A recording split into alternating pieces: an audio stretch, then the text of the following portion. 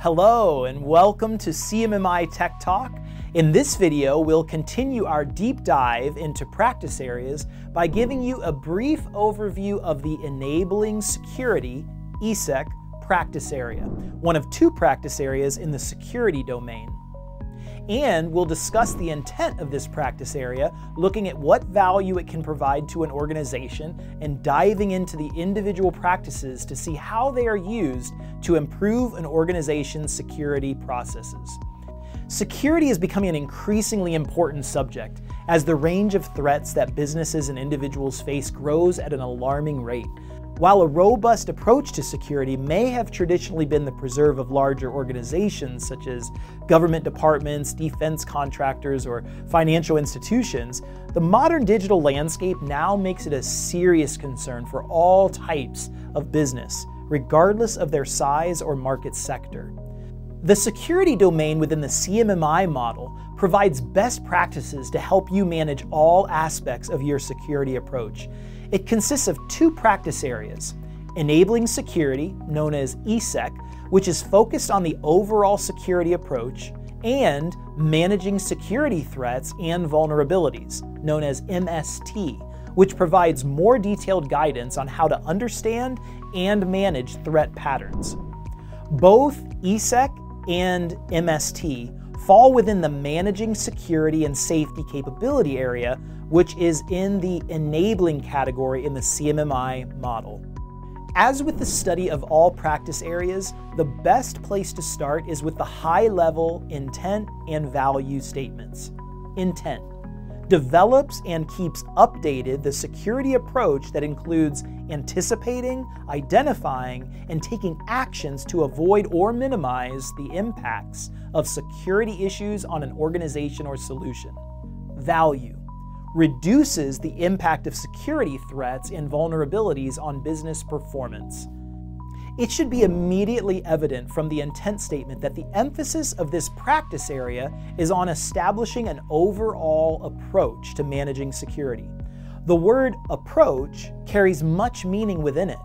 It implies a deliberate, planned, and managed procedure for identifying, assessing, prioritizing, and addressing possible security issues.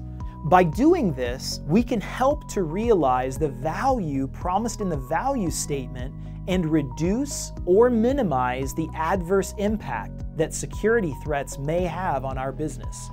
An organization's approach will be highly dependent on the nature of the security landscape within which it operates. Hence, the specific security threats that a large multinational investment bank might have to contend with will likely be very different to those facing a small IT consultancy business. There are strong correlations between enabling security and risk and opportunity management practice areas. Security assessment is a risk-based activity in which a security threat's likelihood and impact must be carefully considered when formulating a response. The practice summary table shows that the enabling security practices are split across three practice group levels, demonstrating the traditional evolutionary path towards increasing capability. The practices at level 1 provide a basic initial approach to identifying and addressing security concerns, whereas at level 2, this is developed into a more considered, planned, and managed approach that addresses security more holistically, looking at all aspects of security. Then at level 3, this is taken further by adopting an organizational viewpoint and including activities to improve the organization's security response. Now, let us dive into the individual practices. Remember, at practice group level 1, the practices offer only a partial solution to the stated intent and value of the practice area, but they do provide a sound foundation to build toward higher levels of capability. In enabling security, we can see this quite clearly. Practice ESEC 1.1 looks for us to identify and record our security needs and issues. Developing an awareness of the types of security threats we may have to deal with is the first stage in addressing them and starting to create the foundation of a more considered overall approach. but at this initial level, this is likely to fall a long way short of what we might consider a fully formed security approach. Practice ESEC 1.2 complements the previous practice by seeking to do something about the security issues and needs that have been identified. There is little value in identifying security concerns if we don't do something about them.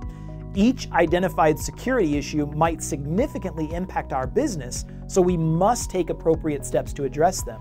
A simple example of this may be a situation in your own home where a window's been smashed. The broken window has created a security threat, meaning that anyone could potentially enter your property with ease.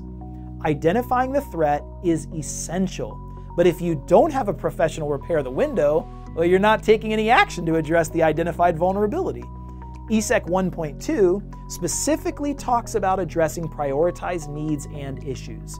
Not all threats and vulnerabilities will be of equal importance.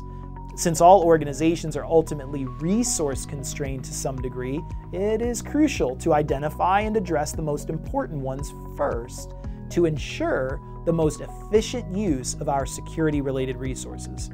From our previous example, a broken window on the ground floor versus one in the attic pose different security issues, with the broken window on the ground floor being more of a concern and something that you would want to prioritize to fix first.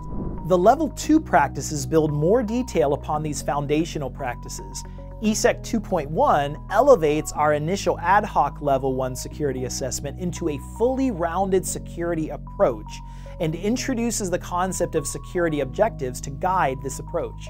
Similar to the other types of objectives that you will encounter in CMMI, for example, measurement and performance objectives in the Managing Performance and Measurement, the MPM practice area, security objectives provide a clear focus and a priority that will enable an organization to deploy its security resources effectively and in an efficient manner that aligns with the overall business objectives of the organization. Objectives should be adjusted as the needs of the organization change and evolve. The remaining Level 2 practices all address different specific aspects of security that an organization needs to consider. ESEC 2.2 is concerned with developing an approach to address physical security needs. Physical security might include keeping buildings and infrastructure secure from unauthorized access, monitoring and restricting access to different secure zones based on personal clearance levels, establishing and carrying out personnel security procedures to address physical threats such as fire, bombs, dangerous substances, etc. It may also include establishing, training, and empowering a physical security force to manage physical security threats. ESEC 2.3 is concerned with mission, personnel, and process-related security needs. Let's look at each one of those a little more in depth. Mission-related security needs often relate to the legal or regulatory frameworks within which the organization is operating. Work and work products are aligned with those mission-relevant laws, regulations, or requirements. These mission security needs often vary from location to location, so the approach must cater for issues such as localization. One aspect of personnel security is privacy. For example, privacy laws are a common constraint on how an organization is permitted to operate, and these need to be designed into not only the operating processes of the organization, but also the products that they produce. Managing privacy risks is essential to protecting personnel security and needs to be addressed in solutions, systems, products, and services. Security processes and policies are set up to keep personnel safe and cover topics such as emergency evacuation procedures and disaster preparedness. Process security ensures that staff going about their typical working duties are protected as far as possible from undesired accidents or unexpected events. One of the most common security processes that most of us have had experience with is going through a background check. Many organizations require this before being hired. An organizational security process or policy should state when background investigations are required.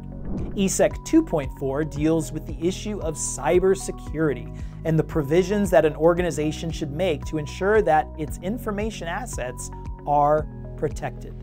CMMI makes a distinction between cybersecurity and information security.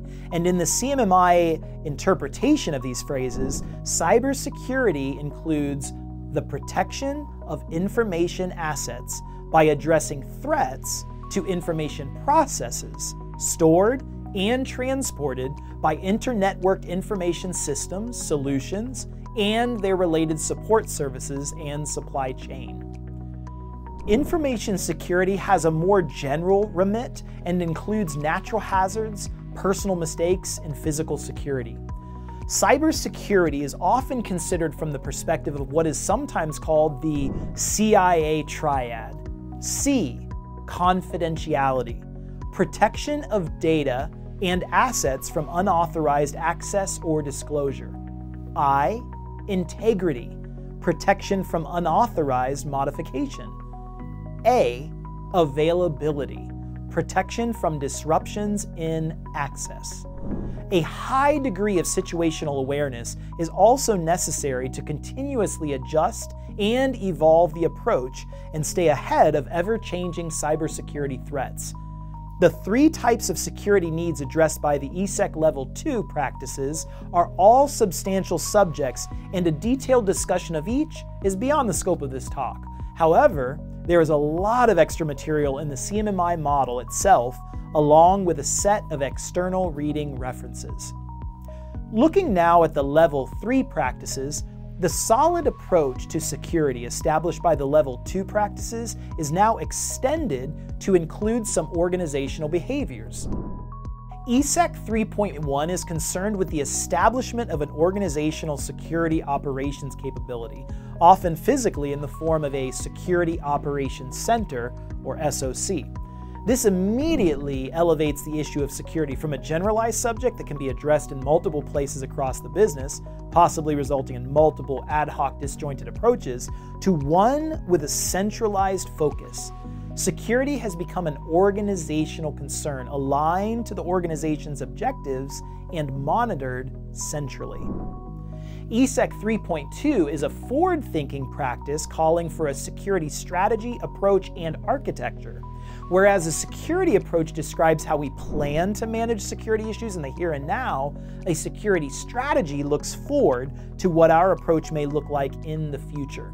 This may be based on an understanding of business objectives. For example, we may need to improve our security processes to achieve a regulatory certification that will position us better to win future work.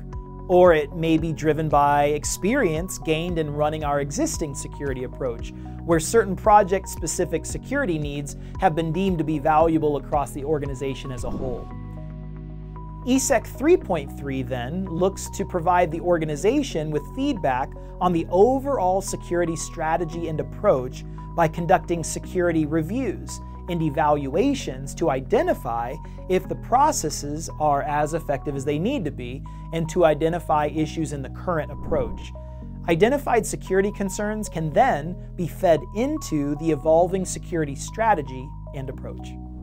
To summarize, enabling security enables an organization to identify, document, prioritize, and address security needs and issues, establish an approach to manage security issues, create an organizational facility to manage security issues centrally, define and keep updated a security strategy to support the business, consider all aspects of security that may have an adverse impact on the business, and periodically test the security response and feed any lessons learned into the strategy.